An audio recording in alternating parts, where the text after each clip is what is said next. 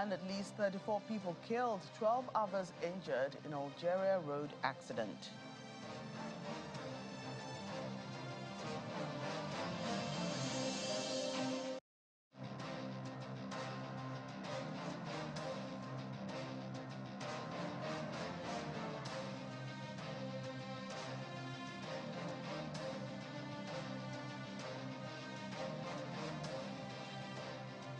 Hello everyone, welcome to the program. I'm Joke Rogers here in Lagos. We begin in Kenya, where 3 days of nationwide cost of living protests have resumed, forcing schools in the country's capital, Nairobi, and the coastal town of Mombasa to close indefinitely. Police Chief Japheth Kume has declared the anti-tax hike protest illegal, even though the High Court had rejected a request to declare them illegal. During similar protests last week, the police shot at least 10 people and more than 50 school children were tear-gassed in their classrooms in Nairobi and were subsequently rushed to hospital in an unconscious state. Human rights organizations have strongly criticized the police for what they call their excessive use of force. However, local and international groups, as well as foreign diplomats, have expressed deep concerns over the situation in Kenya, urging dialogue to address the issues at hand.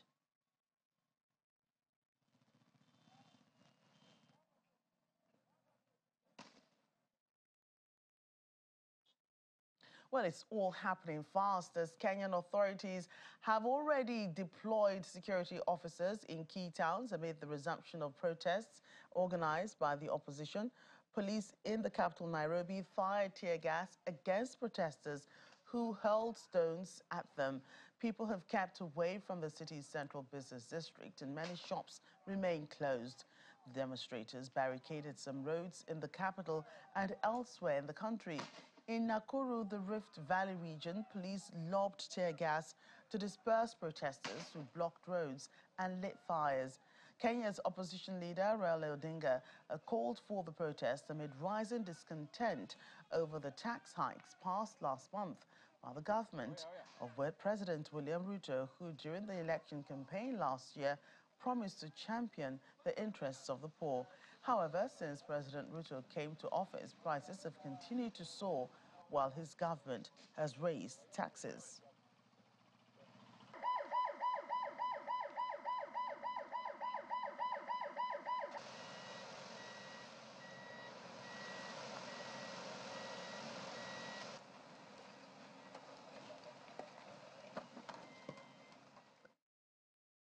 VOA correspondent Mariama Diallo joins me now for more. Hello, Mariama.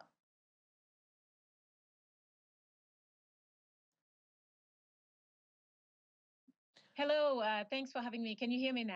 Sorry about that. I was Right. muted. So, quite a hot day, I must confess, of protest today in Nairobi. What more can you tell us? Give us a little bit more detail about what transpired today. Well, obviously, protesters engaged in running battles and burning tires in Nairobi and in other parts of the country.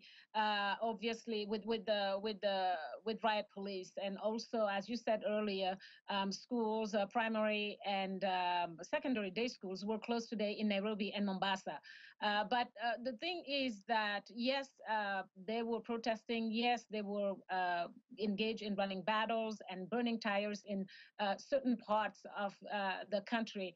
I was in the Central Business District all day today, and I gotta tell you, it was just completely empty in places where there were, not engagement between riot police and protesters, and that was very, very unusual. And I'm just gonna read you a quick quote of certain people that I interviewed. While most stores were closed, you can see, just a few shops here and there. And you also could see like people, who drive matatus, the public transportation vans, or the borders. Some of them braced themselves because they needed to work and came to work. So a few interviews that I did with someone, for example, a store owner, said to me basically She sells men's clothing usually. She said to me that they've been open for 4 hours and no customers, no movement, not a lot of cars and all that stuff. That usually they are very busy until noon, and then they rest a little bit. And from 3 on, they're also much busier. But today, none of that. Another person that I interview who actually drives a matatu, as I said earlier, said he came to work because he didn't have any money. He said the landlord is waiting for him. He has children, he has a family, and usually his car gets full. Basically, his van gets filled within 2 or 3 minutes. When I interviewed him, he's been waiting for an hour with nothing, basically. Just one more quote before I kind of let you ask another question. I think one of them also, one protester that he wasn't a protester, but he was maybe a business owner or was just hanging out at the CBD, who kind of asked the two leaders to engage in dialogue and try to figure out a solution to this, because what he said to me was that they were the ones who were the most affected.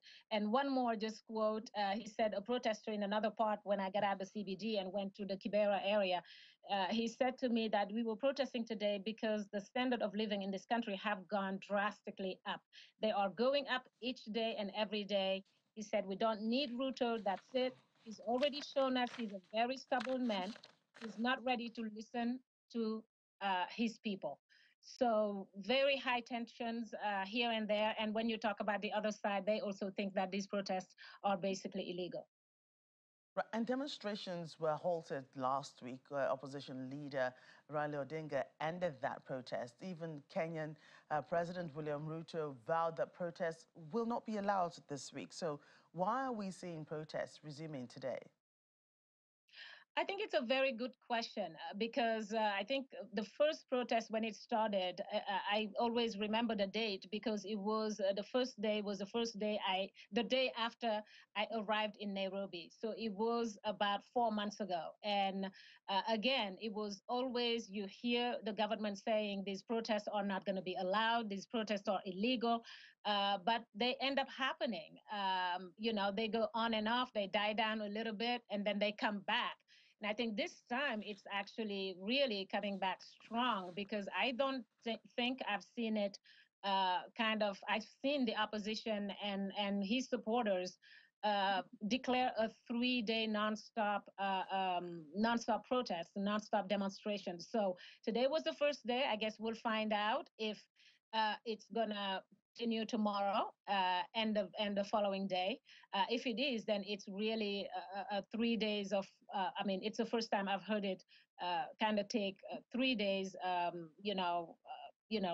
Kind of happen. 3 days at a time. But the other thing, that's the other thing. I think even if it happens, my observation is that it can happen, and then you have little pockets of protesters here and there, and you have the running battles against the riot police, and then they disperse, and then they burn tires. But the fact that there is protest, and today when I observed Nairobi, it was the most amazing just sight. It's just like in places where there were no battles, it was just completely empty. Like business, there was no business. Like if you looked at the whole block or 2 blocks, most stores were closed. You'll have maybe 1 or 2 people who decide that they will be courageous and or they don't have a choice. They have to open. And if there's a problem, they'll close down. So I think that's the big problem.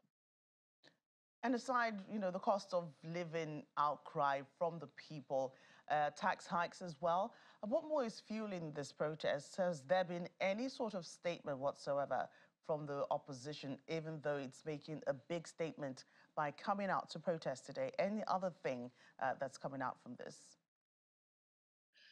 Well, I think that what we're hearing, I think from at least Odinga was saying that today was a success. And when you look at it as an observer, certainly it's not always about the battles between riot police and protesters. It's about the effect it had on the city. I mean, for Nairobi, certainly we drove around all over the place, and it was absolutely amazing to see the sight.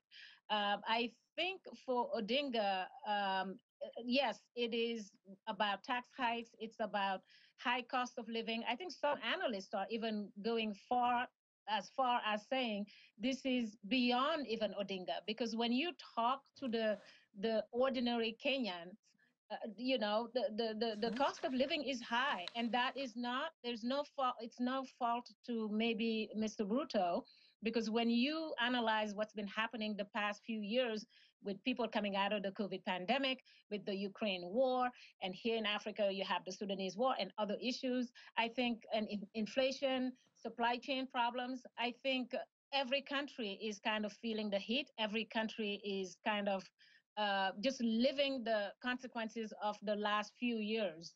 But I think what I think Odinga maybe wants is just maybe a seat at the table and discuss, because I think when the protest started in the beginning, it was about high cost of living, but there were other demands, including like what you may call it, electoral commission, IEBC reforms and things like that.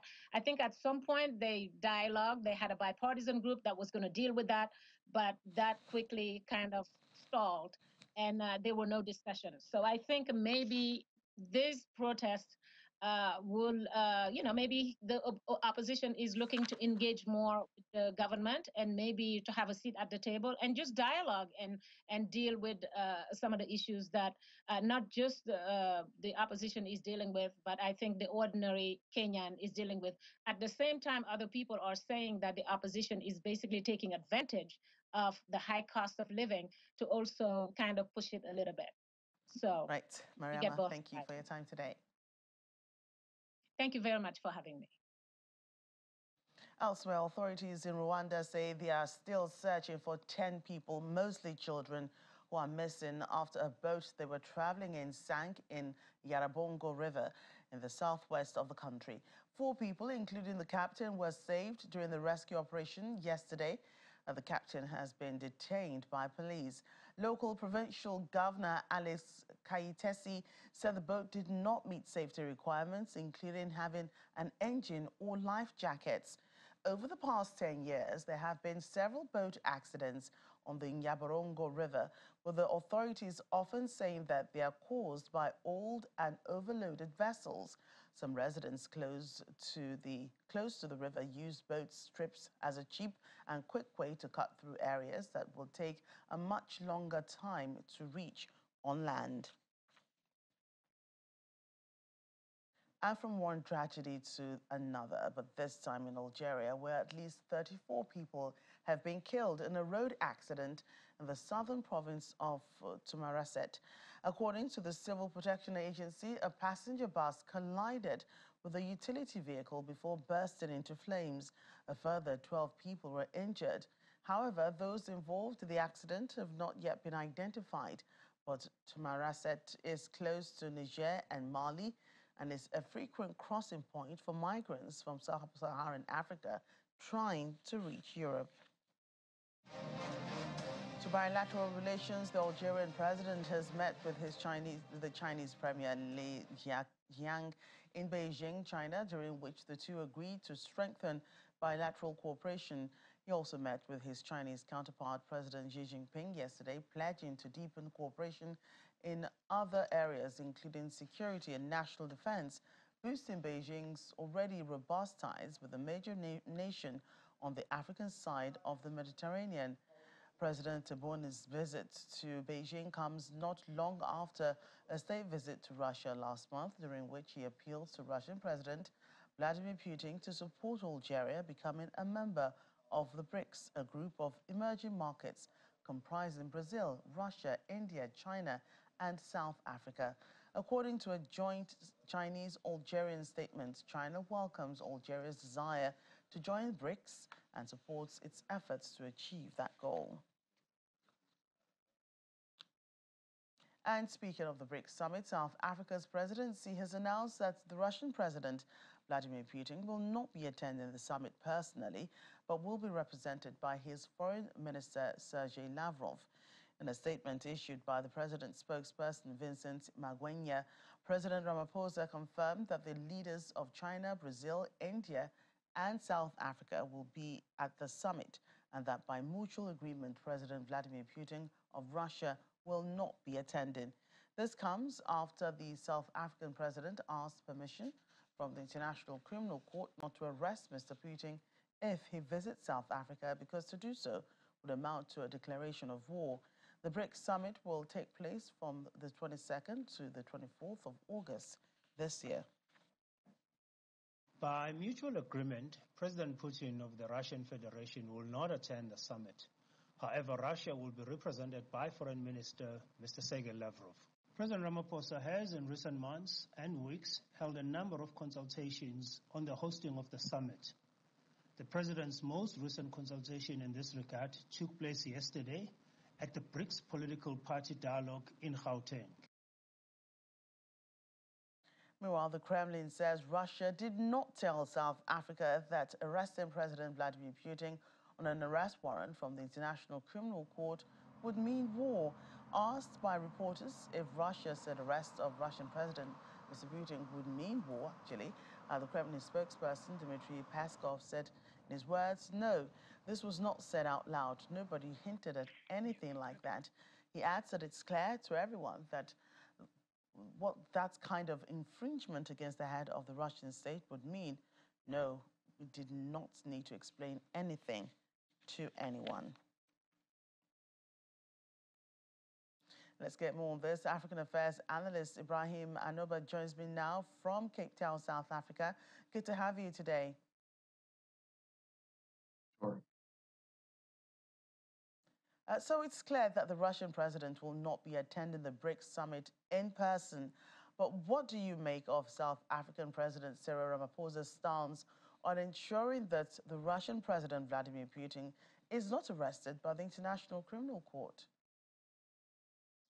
Well, thanks for having me, Joke. I think this situation throws up the major weaknesses in the ICC as an international justice court.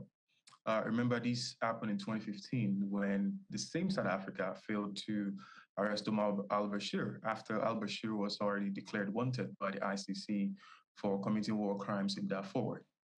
And now South Africa has refused to arrest Putin should he have been in that country. I guess the question here then is, when ICC finds leaders culpable of committing war crimes and it declares them wanted, who's going to make the arrest? As you know, the ICC doesn't have its own police officers that could go into Moscow to go pick up Putin from the Kremlin. So it depends on the goodwill or cooperation, I should say, of states or countries like South Africa that signed to the Rome Statute, and South Africa is bound by that statute. However, the failure to arrest Bashir in 2015 and the suggestion that it will not arrest Putin is in direct contravention of that Rome Statute that South Africa signed up to. As a consequence, it undermines the work of the ICC. And of course, Mr. Ramaphosa, South Africa's president, had said that Mr. Putin's arrest on South African soil could amount, or as he said, would amount to a declaration of war. The Kremlin also says everyone understands what an attempt to infringe on Mr. Putin's right would mean. Do you see South Africa playing safe here, or just making sure its ties with Russia is not altered in any way or form? So you have to understand, Joker, that before now, South Africa is, I don't want to say getting isolated, but it could be in that direction. It doesn't have fantastic relationship with countries in the NATO or countries in the Western Bloc. I'm talking about the US, UK, and whatnot. It's already tilting towards having good relationship with China and Russia. And you know, BRICS is the organization that brings both South Africa and countries like Russia and China together. They are part of BRICS. And this could be a consequence of South Africa's commitment to its BRICS membership. It has to protect the interests of India, China, Russia, and Brazil. And if that's the case, it becomes quite a challenge for President Cyril Ramaphosa, to play it safe between abiding by his commitment to BRICS and not upsetting people by not arresting Putin. And as we heard from the ANC and Ramaphosa's office, he was never going to arrest Putin. just like South Africa did under with the case in Omar al-Bashir. But I think it's also a case of South Africa trying to toil carefully the diplomatic lines here. I mean, should it have said it was going to arrest Putin, regardless of if Putin come or not? It means South Africa will probably be straining its relationship not only with Russia but also with China, and perhaps with countries like Brazil and India. And if that's the case, does South Africa then go back to beg the US and beg countries like France and say, oh, we're sorry, we're now back in your playbooks? I think this was always going to be difficult for President Ramaphosa and the South African government. And Ibrahim, this war between Russia and Ukraine has dragged on for over a year. Many wonder if perhaps South Africa is sitting on the fence, particularly with its level of neutrality in what Russia calls a special military operation in Ukraine. Well, see, the unfortunate thing is that as someone who studied international relations for many years and African history, I strongly believe that African countries should have the right to determine their own diplomatic line, right? But also we have these African countries signing up to statutes like the Rome Statute that commits you to certain procedures. And if you contravene them, you are going to be found culpable. So I guess it shows that even though countries have the right to determine what they do with their own national policy or foreign policy, it's also hugely dependent on what the language of their signature, the agreement they have signatory to the international treaties. And I think there is a little bit hypocrisy going on here. I heard the EFF, the economic freedom fighter, and Julius Malema said, Putin should not be arrested. Soviet Union or Russia has always been a good friend of South Africa. Okay, but a lot of African countries were good friends of South Africa during apartheid, like Zimbabwe, like Somalia, like Nigeria. But the same people, the citizens of those countries in South Africa today are not being treated fairly. So when it says, oh, we are only protecting Russia's interests because they supported us during apartheid, okay, Nigeria supported you as well. Zimbabwe supported you as well. You treated them badly. So it's an hypocrisy going on with the ANC.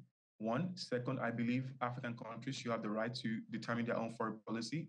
But third, I think we should always be careful. Thank you for your time on the program today. Thank you, Joke. Let's move ahead. In the Democratic Republic of Congo, resurgent violence between non-state armed groups and government forces across North Kivu, South Kivu, and Ituri in the eastern region has displaced 2.8 million people since March 2022.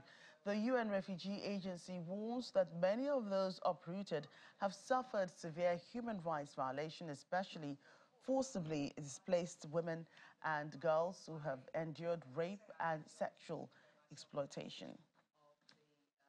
10,000 people who have been able to access gender-based violence services in North Kivu in the first quarter of this year, 66% of them have been raped.